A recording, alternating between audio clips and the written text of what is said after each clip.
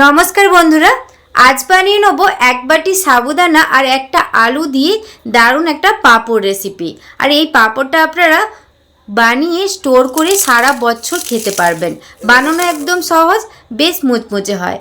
চলুন তাহলে পুরো রেসিপিটি দেখার জন্য অনুরোধ রইল।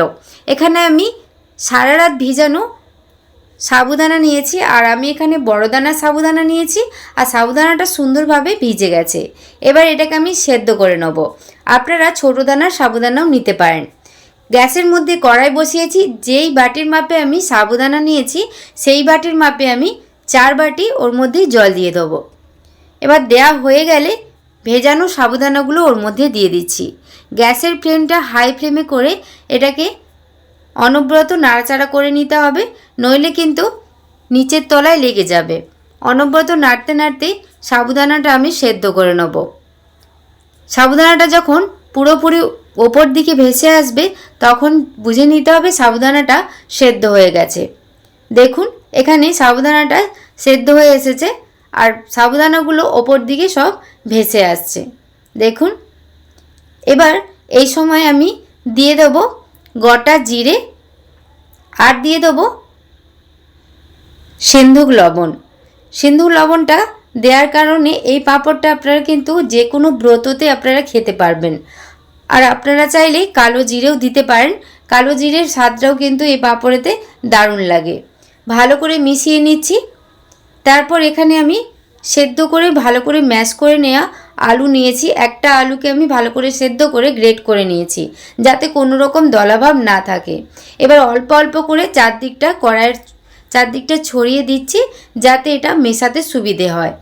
চামচ বা একটা খুন্তি দিয়ে ভালো করে এটাকে মিশিয়ে নেব। এই সময় গ্যাসের ফ্লেমটা লো ফ্লেমে রাখতে হবে।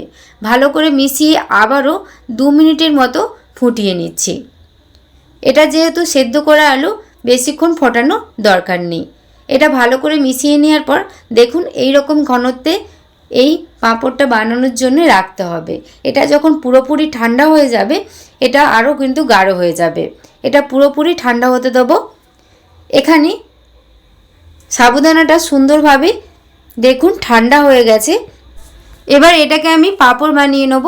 তার জন্য একটা প্লাস্টিক রোদ্রুতে পেতে দিয়েছি, আর এর মধ্যে একটু তেল ব্রাশ করে নিয়েছি। এখানে একটা প্লাস্টিক নিয়েছি, আমি এখানে তেলের প্যাকেট নিয়েছি। আপনারা যে কোনো চানাচুর বা দুধের প্যাকেটও নিতে পারেন। এবার কিছুটা পরিমাণ ব্যাটার ওর মধ্যে দিয়ে দিলাম। দেওয়ার পর একটা রাবার দিয়ে মুখটা ভালো করে আটকে নিতে হবে, যাতে পাঁপড়টা দেওয়ার সময় মুখটা না খুলে যায়। ভালো করে আটকে নেওয়ার পর এবার একটা যে কোনো কোণ এভাবে আমি কেটে নিচ্ছি।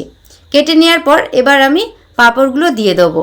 আমি এখানে ছোট ছোট একটু লম্বা করে কুরকুরে শেপে পাঁপড়গুলো দিয়ে দিচ্ছি। আপনারা পছন্দ মতো শেপ দিয়ে দেবেন, আর একটু মোটা মোটা করে কিন্তু পাঁপড়টা দিয়ে দিতে হবে।